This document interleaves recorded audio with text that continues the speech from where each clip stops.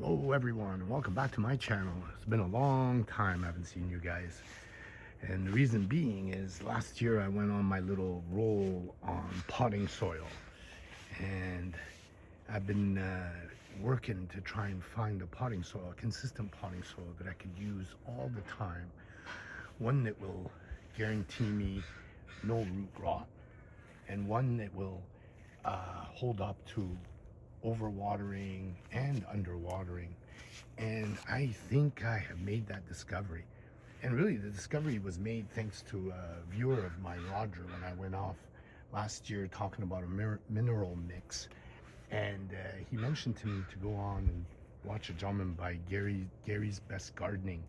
And I went ahead and did that, and I made a discovery, a really neat discovery that I'm a little shocked that it's not talked about a lot.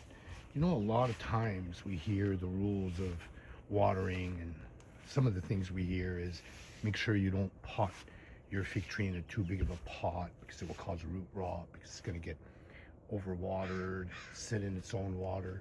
The other thing we heard and I've spoken about is you don't want the water to be stagnant because it will cause root rot. So you want your soil to be well draining. The other thing is to really make sure that our trees or our potting soil dries out so that we can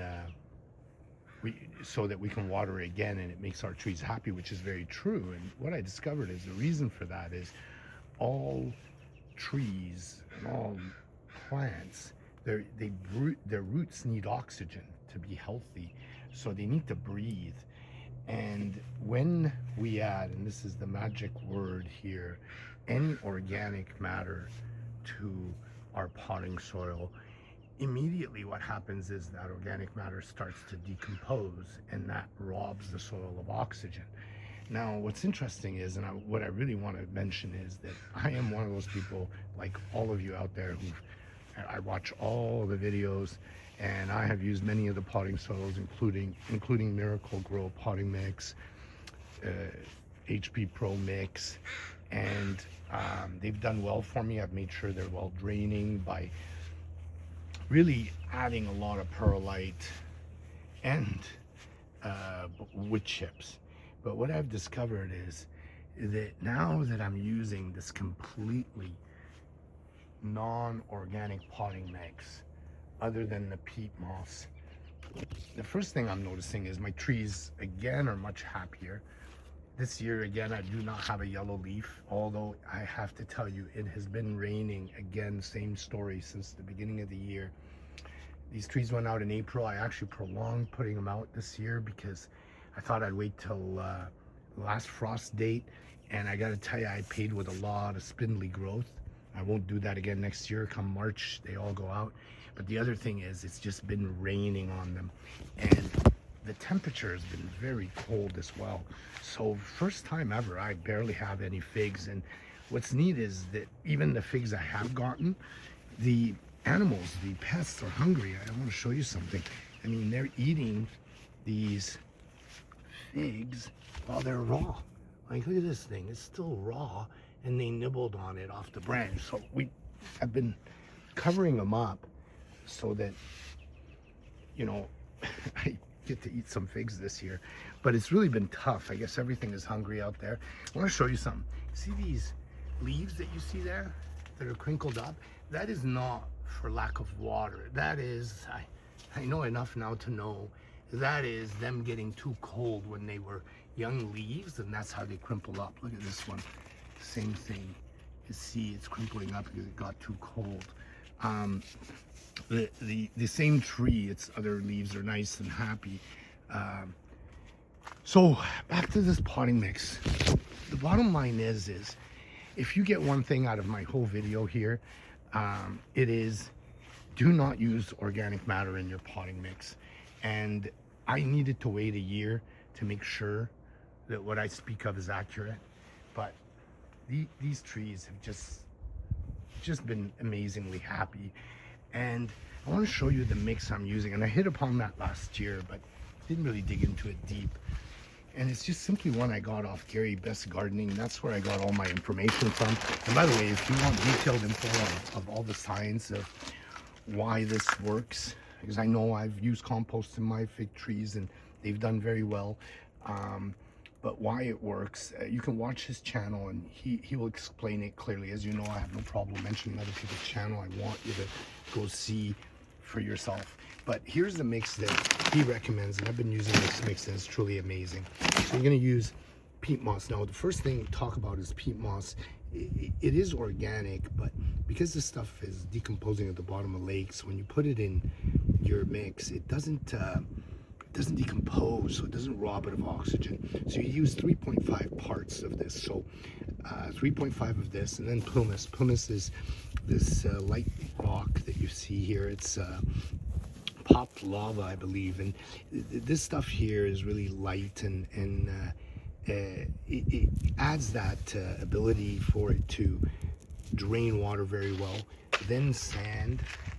It's really neat. I learned about sand. This gentleman was mentioning how everything grown in sand will do amazing, and I had to test that out. And I remembered he was mentioning his childhood, and I remember as well playing in the sand garden, where I would take sand to build my little ant like ant farms, and it was sand that I took it from the gardenia pots, from the tomatoes, from the lettuce, from everything. So this stuff, I've been growing figs in it. It's really heavy, but it works really good. You got to water it every day, but it works really good. And then perlite, 2 parts perlite. So 1 part sand, 2 part perlite, 3 parts pumice, and 3.5 parts of peat moss. And then half a part of 0.5 of charcoal. This stuff just holds on to nutrients and is really good. You mix all this stuff up, and that's what I did last year, folks. For the whole summer, I repotted every one of these fig trees, and it was a lot of work. I knew I was going to pay a price in the sense of, you know, what is going to happen with my fig production, but this is the spindly growth I'm speaking of. You can see how spindly it is. And give you another example of spindly growth. Check this guy out. I mean, it's just all over the place. But every one of these I repotted, and they're happy as cats. I water like crazy because I have to undo my irrigation system because I'm moving them around. We're doing some renovations in the house, and they're really doing good. Now, I promised to show you. This is an example. And I did it on trees that I love. I mean, the I-258 is one of my favorite. And you can see this was a 1 gallon, well, you can't see that, but it was 1 gallon pot that I put into a 10-gallon container. And it survived beautifully. I mean, look at this thing. My trees seem to like to grow to the side. I'm doing something where the way I put them, they reach out for the sun. So this is one example. I want to show you another example. Actually, here's an example of sand. This one is growing in sand here. It's a heavy pot, and I have to admit, you have to water it every day. The times I've forgotten, it starts to die back. Then I water it and it lives again. But these are all in sand as well, and it's doing well.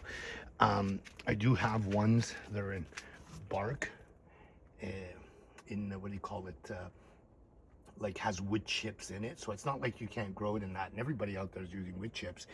The idea is that you really have to let your potting soil dry out before you can water it again, just so that it gives the plant a chance to breathe. And you can see every one of these. This is my Atriano. It's doing very well. It's gotten a complete repotting with that mix. All these trees. This is a yellow long neck. Folks, one of the things I'm really weak at is pruning. Me and pruning are not friends. I don't like cutting these trees as much as I like messing with them. So next year or so, we're gonna take on the task of pruning. This is a Desert King. I repotted it into that same potting mix that I speak about. And here's, you know, the gentleman I was watching mentioned something. He goes, you know, gardenias are one of the hardest plants to grow. And I went and, these are cuttings that I made, and I went and started trying it out on gardenia, this potting mix, because I have to admit to you, for 10 years since I killed my mom's gardenia, I've not been successful with gardenias. If you guys don't mind, we'll take a quick little trip here since it came up. And I want to show you something. By the way, strawberry plant in that same mix. This thing's been outside all year, loving it. And check this out. The gardenias are just in full bloom. They are happy. And all of them are I'm using that potting mix. And for the first time, I have gardenias that have survived with no problem. And by the way, folks, these guys have been outdoors all year. So this potting mix just makes it very easy in the sense of you just don't have to worry. If it pours on them, specifically for the Pacific Northwest, if it pours on them, you don't have to worry. If you overwater, you don't have to worry. And I want to show you something else. Guys, I had to bring a lot of my trees indoors because they were just too cold and being just rained upon. I want to show you, I have an I-258 in here. Here's a Smith. This one is just doing amazing. It's potted in that same mix. You can see it's loving it. But I have a black Madeira here. This one was a 5-gallon pot, folks. 5 gallons, and, or excuse me, 1 gallon that I put into a 10-gallon. And for a while I thought it was gonna die. It wasn't growing, but up it goes. It's doing just fine. And I wanted to show you my here's a caldedam as well. You can see it's full of figs. I brought them inside. I'm gonna lose all these figs if I don't have them inside. This is a tree that I potted in just with the, like a, what they call mineral mix. So actually no peat moss, no anything. And I gotta tell you folks, this seems to be the mix that they really, really love. But it's hard to keep watered. It's hard to keep, you know, from drying out. This is a black Madeira KK. This was given to me by my friend Roger. It's in his potting mix. Now I know he was the one who told me, so I know he doesn't use organic matter in there. You can see it has some wood chips on top, but it's doing really good as well. So it's really impressive, this potting mix. And I want to ask you guys to just try something out. If you have an extra tree or anything that you have that you can replant. This is the I-258, by the way. It's just doing amazing. And I want to show you something. I'm just running around with you guys today. I haven't seen you in so long. There's so much to talk about. When you see the yellow largnex leaves, look at this thing. Just huge. I mean, compared to my hand, look at it. It's just huge. This is, again, that potting mix that I used from that gentleman. So all I want you guys to do is take a plant that you have and plant it in this potting mix. Plant it in any potting mix that does not have organic matter. So I want to quickly finish off and show you guys something. See, when we plant in Pro Mix HP and what do you call it? Miracle Grow organic potting soil.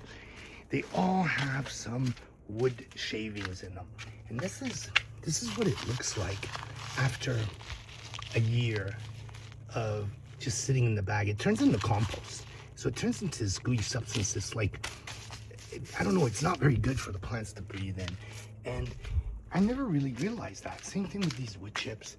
They turn into this gooey matter that none of my trees turn into now. And I think that when you go and look at this mixture here, I've played around where I've added more pumice and less peat moss, or more sand or less perlite. Doesn't matter as long as I did not use any organic matter. Now you might say, well, what about compost and all that? When would you add it on? I add it on top of my trees, on top of the soil, and it does well. The one thing that we always have to be aware of is this potting soil is not alive. So if we're going to use any organic matter in it, it's going to take time for the soil to become alive. And the way you make it alive is by adding bone meal and blood meal. I don't personally use blood meal. I find it's too strong, but I add tons of bone meal, and that really makes a difference. So folks, I hope this has helped you out. I hope you try this experiment. Any potting soil that you make, use pumice, use perlite, use anything other than organic material, use peat moss, and see if you find the difference. I will tell you, from just this last year, I see a huge difference. Thank you for watching, and I will see you next time.